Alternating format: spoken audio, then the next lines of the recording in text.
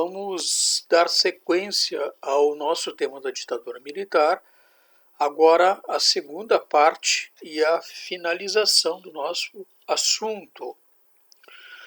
Nós vimos no vídeo anterior que em 68 houve várias manifestações no Brasil, manifestações que desejavam, que reivindicavam o fim da ditadura militar. E que em dezembro de 68, o presidente Costa e Silva baixou o AI-5, o Ato Institucional número 5, que foi um instrumento usado pela ditadura militar para colocar toda uma máquina repressiva contra aquilo que os militares chamavam na época de subversivos. Todas aquelas pessoas que se posicionavam contrárias ao regime militar, à ditadura militar, à truculência do governo, eram consideradas subversivas. E o AI-5, então, ele passou a vigorar a partir de 68, já no final de 68, né? E a partir de 69, então, nós vamos ter aí o governo do general Médici, e aí nós vamos ter o centro, né, o chamado Anos de Chumbo, que é o período que vai vigorar o AI-5 no Brasil e que vai ser o período mais forte, mais terrível da ditadura militar. É o período do Brasil ame-o ou deixe-o. Se não está gostando do Brasil do jeito que os militares querem, com as perseguições, com a censura, com a repressão, tem que ir embora, porque ficar aqui é ser preso, ser torturado, ter as unhas arrancadas. E essa era a lógica do governo do Médici, do governo da linha dura. O AI-5, então, ele vai vigorar de 68 a 77 e ele vai, então, determinar o fechamento total do Congresso Nacional. Então, a partir daí, o Congresso não precisava mais existir, porque era o presidente que determinava, em última instância, né? Era o presidente que mandava e concentrava nele toda a sua autoridade, o poder de definir as políticas estava concentrado única e exclusivamente no presidente. O poder de caçar mandatos de vereadores, de governadores, de prefeitos, perseguir, prender e torturar os subversivos. O subversivo poderia ser um professor, poderia ser um jornalista, poderia ser um advogado, poderia ser um trabalhador, como qualquer outra pessoa. O subversivo era um cidadão, um sujeito que na prática se colocava contrário àquela concepção de mundo apresentada pelos militares, com censura, com limitação das liberdades individuais, com a supressão dos direitos políticos. Então, o subversivo não era apenas aqueles políticos ou aqueles indivíduos que possuíam uma ideologia de esquerda, aqueles que faziam parte ou que aderiam ao socialismo ou ao comunismo. O subversivo era qualquer um que fosse inimigo da ditadura. Direito de demitir, de remover e aposentar funcionários públicos, impor censura total no Brasil, ou seja, o AI-5 ele tornou a tortura institucionalizada dentro do governo. E aí então nós temos esse período, né, que aqui o historiador José Murilo de Carvalho, ele diz então nesse texto, né, sob o general Médici, as medidas repressivas atingiram seu ponto culminante. Nova Lei de Segurança Nacional foi introduzida, incluindo a pena de morte por fuzilamento. A pena de morte tinha sido abolida após a proclamação da República e mesmo no Império já não era aplicada. No início dos anos 70 foi introduzida a censura prévia em jornais, livros e outros meios de comunicação, inclusive nos meios culturais, nas escolas, nas universidades, como um todo. Então nós temos aí a censura na televisão. Essa era uma tela que aparecia na televisão antes do início de qualquer programa, seja um jornal, fosse um filme, um capítulo da novela, e dizia o seguinte: esse programa foi liberado pela censura federal para exibição neste horário. Com essa tela de fundo. E aí passava para o capítulo da novela, o filme, a edição do jornal. Observem que aqui nós estamos vendo na tela, né, um certificado, censura federal, era censores, homens, que eram pagos pelo governo para fazer esse exame prévio da programação, nesse caso aqui da televisão. Ali havia um certificado, uma numeração. O programa era o Chico City, era um programa humorístico do Chico Anísio, né? Havia ali então o nome do produtor, Central Globo de Produções, a emissora, o horário que era autorizado esse programa aí para o ar, tá? e definindo também que era proibido esse programa para menores de até 14 anos. Tá? Então até 14 anos era proibido, já dava ali a determinação que os pais deveriam proibir o filho até os 14 anos de assistir esse programa, que era um programa humorístico. E ali está a validade, né? Isso aí, olha, de 81, né? Ele é válido, né? Até 19 de agosto de 81. Brasília está ali o ano 76. Tá? E então, o que nós temos aí? Não é? A censura federal examinava todos os programas, capítulos, enfim, não é? De tal forma que a população era constantemente controlada, não é? Pelos órgãos repressores e os órgãos de censura. A censura era uma mordaça, era um instrumento pelo qual o governo tentava amordaçar a população brasileira de duas formas. Numa, os meios de comunicação, a imprensa, os meios culturais não poderiam em se manifestar contrários ou com críticas ao governo militar. Então, toda e qualquer crítica, seja na letra de uma música que passasse no rádio ou que fosse gravada e que fosse vendida, por exemplo, num disco de vinil, tudo isto era examinado anteriormente pela censura federal. E nada daquilo que os censores entendiam que ou era algo que atingia a família, a moral, os bons costumes, e aí os censores entendiam que isso deveria ser censurado, ou porque tinha questões políticas críticas ao próprio governo. Então, era comum a censura.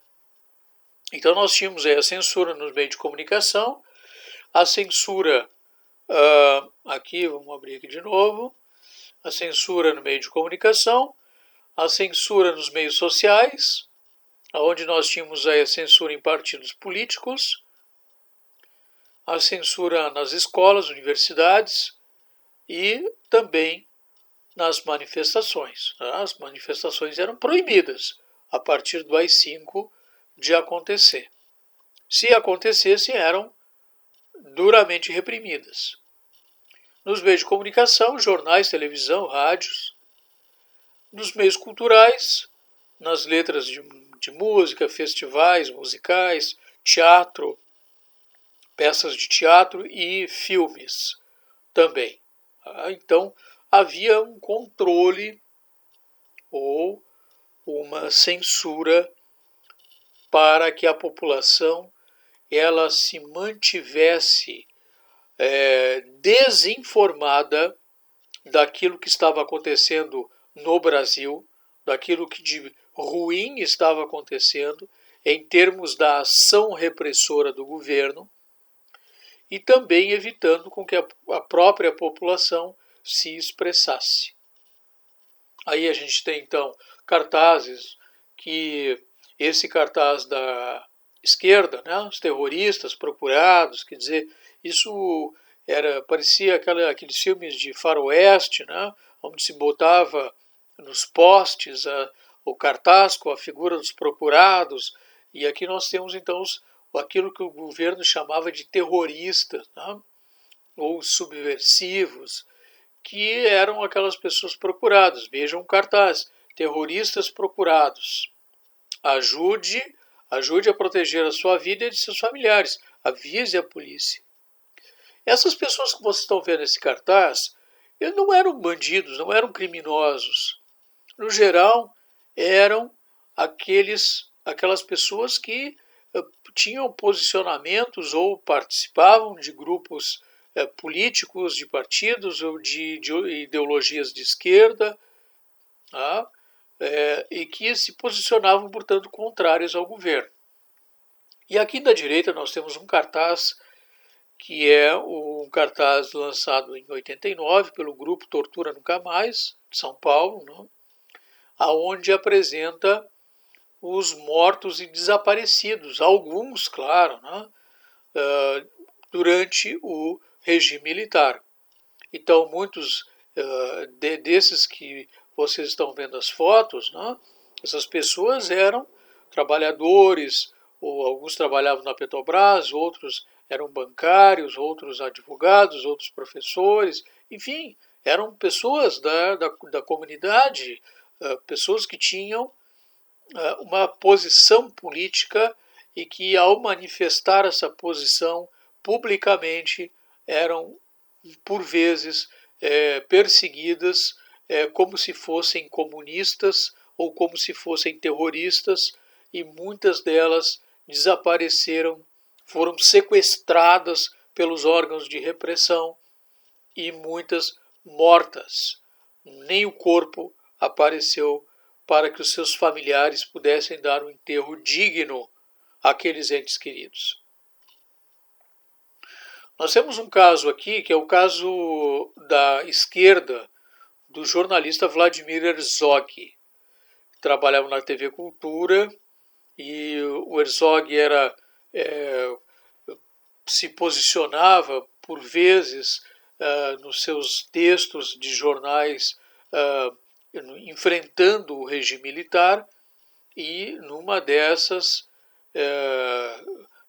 situações ele foi intimado a comparecer no setor, né, no DOI-CODE, aí no caso do QG aí do Segundo Exército, né, e ele foi intimado a comparecer para prestar depoimentos. O fato é que ele não saiu mais vivo desse lugar. Ele terminou morrendo. Os militares divulgaram essa foto como se ele tivesse se suicidado, o que na verdade não aconteceu. E na verdade o fato é que ele sofreu torturas. Essas torturas foram de tal forma que ele não resistiu e veio a óbito.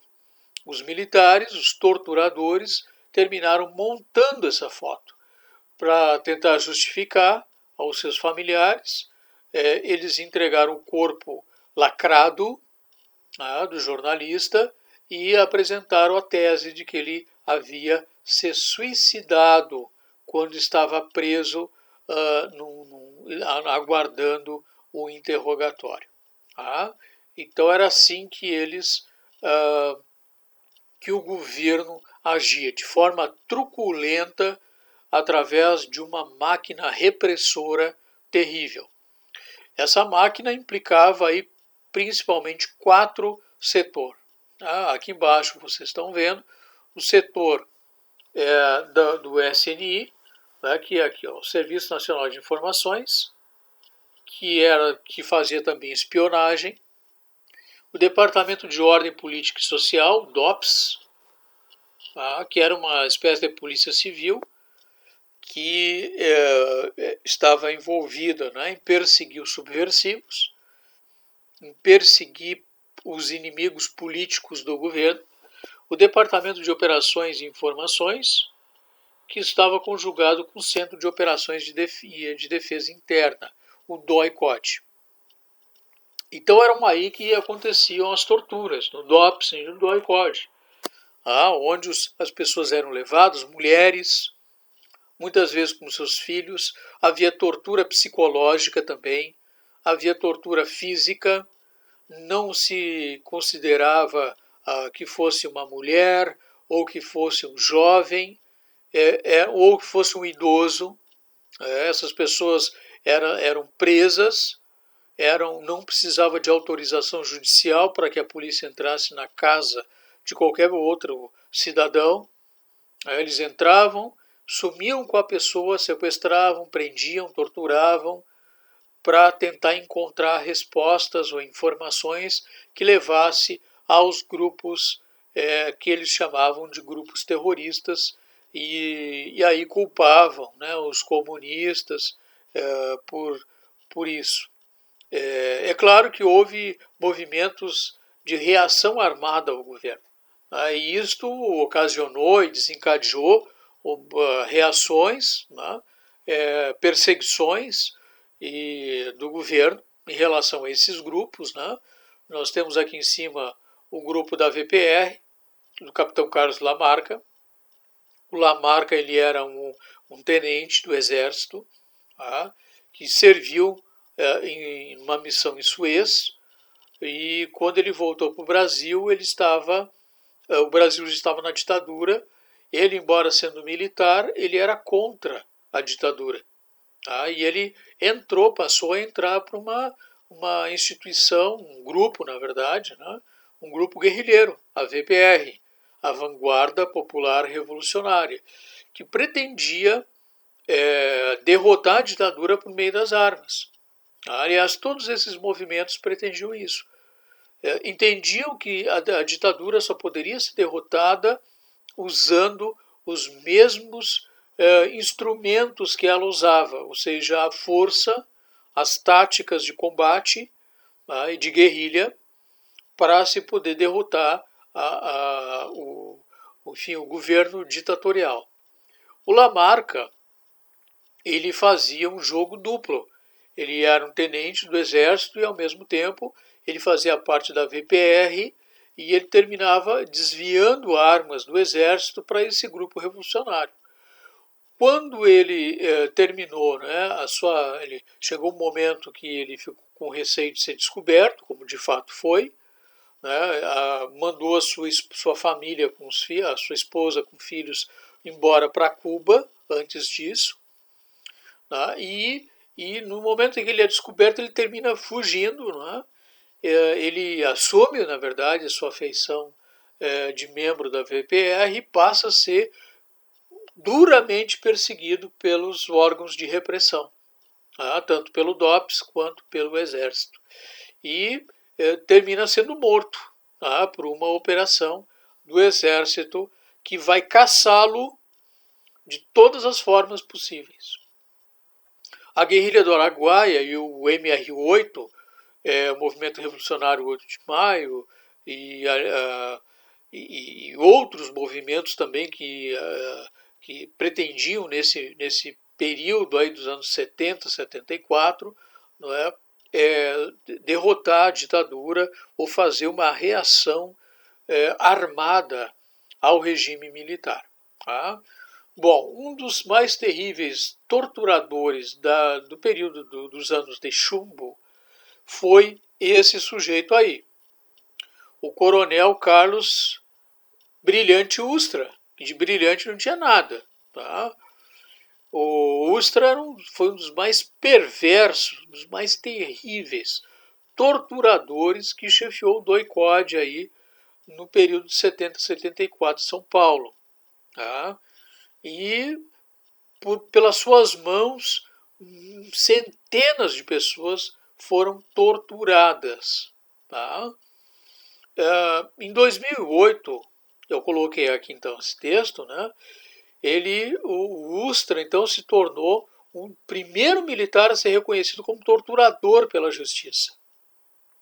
Em 2008, tá? E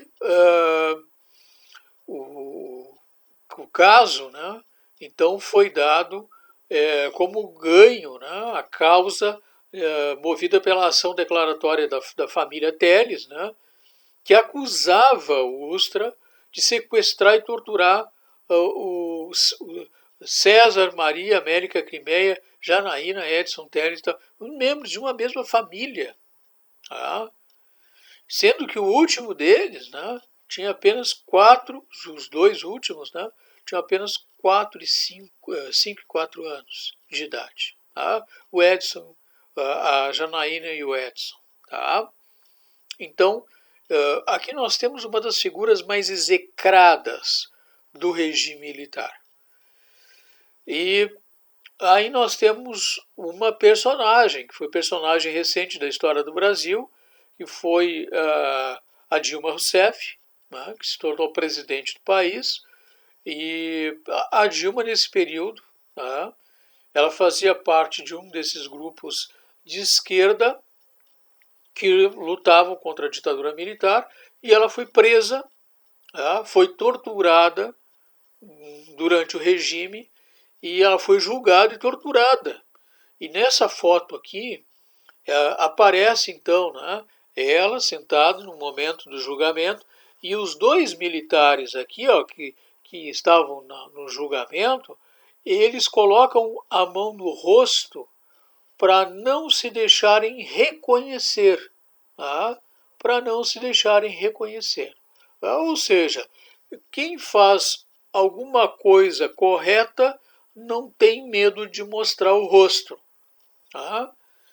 E numa entrevista à revista Época, ela, que havia sido presa e torturada, disse, entre outras coisas, o seguinte, abre aspas, as marcas da tortura sou eu, fazem parte de mim. O estresse é feroz, inimaginável. Descobri pela primeira vez que estava sozinha. Encarei a morte e a solidão. Lembro-me do medo quando minha pele tremeu. Tem um lado que marca a gente pelo resto da vida. O que é natural. Não? Quem passou pela experiência de ser preso, de ser torturado durante o período do regime militar, nunca mais esqueceu. Foi algo traumatizante que muitos conservam trauma até hoje. Então, o autoritarismo e a repressão fizeram parte do cotidiano da juventude, que sofria na pele a repressão do governo pela falta de liberdade. E aí nós tivemos reações culturais importantes, como a do jornal Pasquim. Aqui a gente vê 2 edições do Pasquim, porque as pessoas, né, os artistas, os jornalistas, os caras que faziam esses jornais, os músicos que faziam as letras das suas canções, eles precisavam ser muito criativos para colocar ali uma crítica sem que os censores eles pudessem perceber, eles pudessem compreender essa crítica. Tá? Então a gente vê aqui no jornal da esquerda, né, o Pasquim ele apresenta aí os cartunistas, né, os humoristas que faziam esse jornal, o Ziraldo, né, o Jaguar, enfim, né, são aqueles caras, o próprio Paulo Francis lá em cima, né? E coloca, ele procure-os, e coloca a foto deles, né? Mas o curioso é que tem um que a foto não aparece, né? Então, quer dizer, ali está uma crítica velada aos desaparecidos, aquelas pessoas que desapareciam devido à ação repressiva do governo. Desapareciam porque eram sequestradas pelo governo, tá? Para serem presas e torturadas. E aqui na outra capa, né, a gente vê aí um labirinto e a pessoa, e ali nem é a pessoa, um rato, né, perguntando-lhe a saída, onde fica a saída, né? Quer dizer, na verdade, assim, a questão é, né, qual a saída para esse país? Tá? Qual a saída para esse país? Então eles usavam essas figuras, né? A figura, um desenho ali do animal, enfim, para não dar muito nas vistas, né? A crítica que eles estavam fazendo e assim o jornal não ser censurado. E aí nós temos também um outro capítulo dentro do governo ditatorial, que é o período chamado milagre econômico. Nessa época, o ministro da Economia, da Fazenda, era o Delfim Neto, que é um personagem que está ainda por aí, e ele dizia o seguinte: é preciso deixar o bolo da economia crescer para depois a gente dividir. Tá? Dar uma fatia para cada brasileiro. É claro que essa fatia, ela nunca foi para os brasileiros mais pobres. Tá? Tiveram aqueles que comeram o bolo sozinho. Tá? E o brasileiro mesmo, o trabalhador brasileiro, esse termina ficando para pagar a conta do bolo, que não foi ele que comeu. Então, o bolo representa essa economia, o desenvolvimento econômico que estimulou as multinacionais, né, mas que também gerou problemas no país. Né? O chamado milagre econômico foi um crescimento, de certa forma, artificial da economia, né, onde a classe média pôde comprar aqueles produtos eletrodomésticos, ventiladores, enceradeiras, rádios, enfim, com uma facilidade maior, mas com juros altos. Tá? E muitas vezes essa classe média terminava se endividando. Tá? E aí nós vemos dois indicadores, então, tá? Desse período da economia no regime militar. Nós temos o um indicador aqui à esquerda, na tabela 1, da inflação, e a gente vai observar aqui que a partir de 72, por aí, a inflação começa a crescer no país. Quando termina a ditadura militar em 85, os militares entregam à população, aos civis, né, entregam um governo com uma inflação altíssima, com um custo de vida altíssimo. Essa história de que os militares sabiam administrar o país é um mito. Não corresponde com a verdade. Porque, do ponto de vista da economia, a economia ficou aos frangalhos. Tá? A inflação lá em cima. O poder de compra da população ficou lá embaixo, defasado, arrochado o salário. E aqui na tabela número 2, nós temos o crescimento do PIB, do Produto Interno Bruto. E vejam que aqui ele vai, né, se a inflação vai aumentando, o Produto Interno Bruto vai caindo aqui. Né? Então, quer dizer, a economia ela começa a mostrar aí desde da metade dos anos 70, né? Do meio dos anos 70, ali 72, 74, a economia começa a mostrar os erros na gestão pública dos militares. Né? Então, os problemas sociais não foram resolvidos, nem mesmo atenuados. Aqui a gente tem um outro gráfico aí da inflação, né, que é o mesmo, na verdade. Né, aí mostra a inflação crescendo ali. Né, em 85 a inflação estava lá em cima e os militares estavam com uma batata quente na mão.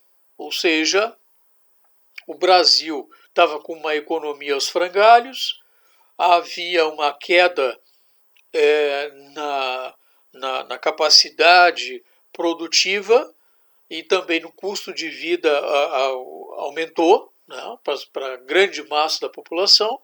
Os militares não resolveram, né, os problemas econômicos. Aqui a gente vê a dívida externa, ela foi crescendo no Brasil. Tá? Quer dizer, observe que dos anos 70 até 85, a dívida externa ela teve um crescimento estratosférico, tá, no Brasil. E essa dívida externa significa dizer que é a população que vai pagar, tá, os gastos que foram feitos durante o regime militar. Tá? E esses gastos foram feitos em obras faraônicas, muitas delas foram se buscar recursos externos através de endividamento da máquina pública, tá, que a população teve que pagar isso depois através dos impostos. E aqui nós temos as obras faraônicas, aí do período da ditadura militar. Tá? A usina Angra 1, lá em cima, tá? Aqui, a ponte Rio-Niterói. E essas duas fotos aqui é da Transamazônica. Exatamente, é a rodovia no meio da Amazônia. Tá? Que eles imaginavam, os militares imaginavam que seria uma rodovia importante, que caiu ao léu. Tá? Claro que não teve, não tinha fluxo de transporte no meio da Amazônia. Tá? Então foi uma obra inacabada, uma obra caríssima, que ajudou a aumentar o endividamento da máquina pública. Bom, nesse período aí nós temos então, com a saída do Médici do poder, nós temos o governo do general Ernesto Geisel, a partir de 76. Tá? E o Geisel é aquele sujeito que fazia parte daquele grupo dos castelistas, no grupo dos militares da Sorbonne, quer dizer, aquele grupo mais intelectualizado, que, que imaginava que pegariam o poder, acabariam com os comunistas e depois devolveriam novamente o governo para os civis. O Geisel é o cara que vai começar a transição daqui dentro daquilo que eles chamaram de uma distensão lenta e gradual. Ou seja, um processo gradativo, controlado pelo próprio governo, que ainda mostrava muito bem a sua face autoritária, mas que começava já uma pequena abertura. Tá? O Geisel vai acabar com o AI-5, por exemplo, tá? Então vai revogar o AI-5, e isso vai desagradar setores mais radicais das Forças Armadas, e esses setores mais radicais das Forças Armadas vão terminar cometendo, inclusive, ações terroristas. Exatamente, ações terroristas. Como um carro que explode no Rio Centro, um carro de um militar que explodiu no Rio Centro com uma bomba dentro. Explodiu, claro, né? Explodiu em função de uma bomba que estava lá colocada que o militar não tinha visto. Então, uma ação terrorista. E essas ações terroristas passaram a ser cometidas por membros mais radicais daquelas estruturas, daquela máquina repressiva que o governo havia criado durante o período dos anos de chumbo e que não se conformava em haver uma distensão, em haver uma abertura para um sistema novamente democrático. então passaram a atuar de forma terrorista, aí, tentando intimidar o grupo mais intelectualizado, né? Esse grupo que fazia parte o Geisel e que depois fez parte o presidente que gostava muito de usar Ray-Ban, aí, né? Aliás, diga-se de passagem, os generais militares, né, adoravam usar Ray-Ban. O Geisel usava, e o Figueiredo usava muito. Né? O Figueiredo tinha, inclusive, uma frase que ele dizia que preferia mais o cheiro de cavalo. Ele gostava muito de cavalo. Devia ser alguma questão de afinidade. Né? Ele dizia que gostava muito preferia o cheiro de cavalo do que o cheiro de pobre. Era uma das frases, assim, umas frases curiosas, né, do João Batista de Figueiredo, que foi o último presidente, felizmente, né, da ditadura militar. O presidente, então, aí vai assumir 79 até 85, e aí vai criar algumas coisas, já vai abrir um pouco mais, né? Vai criar a lei da anistia, vai anistiar aqueles indivíduos que haviam sido presos pela ditadura, que estavam presos políticos, tá? Ou aqueles que haviam sido mandados embora do Brasil, tá? Músicos, jornalistas, intelectuais, tá? que terminaram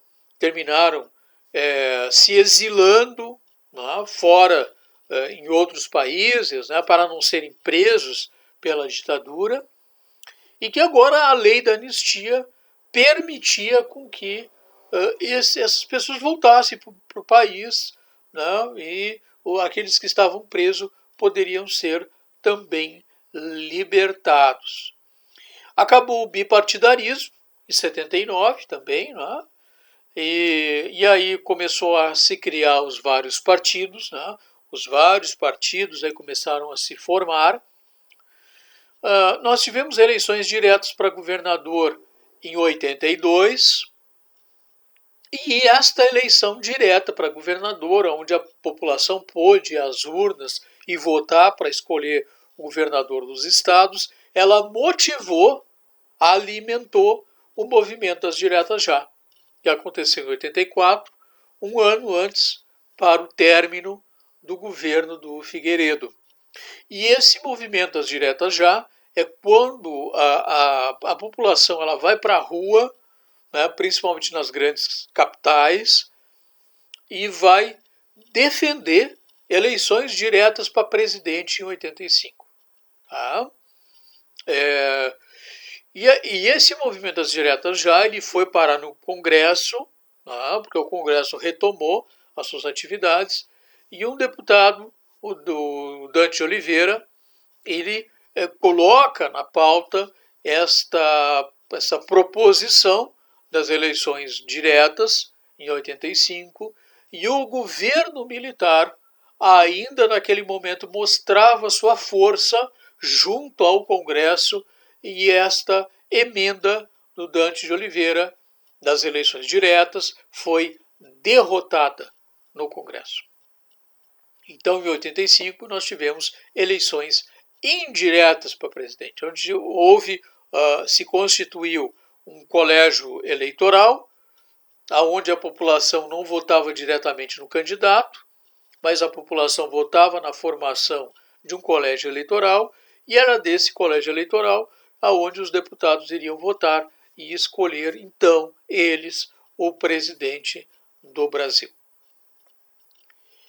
E aí, então, nós temos a lei da anistia, tá? Foi importante, mas, diga-se de passagem também, a lei da anistia, ela teve um impacto junto aos torturadores, junto aos militares que cometeram excessos de repressão, de tortura, porque ela anistiou também aqueles militares.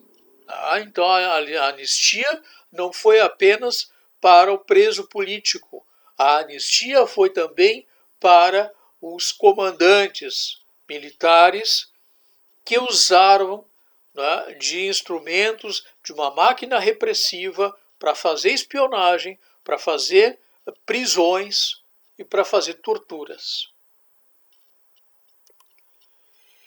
E aí o movimento das diretas já foi um dos maiores movimentos populares que o Brasil já teve na sua história.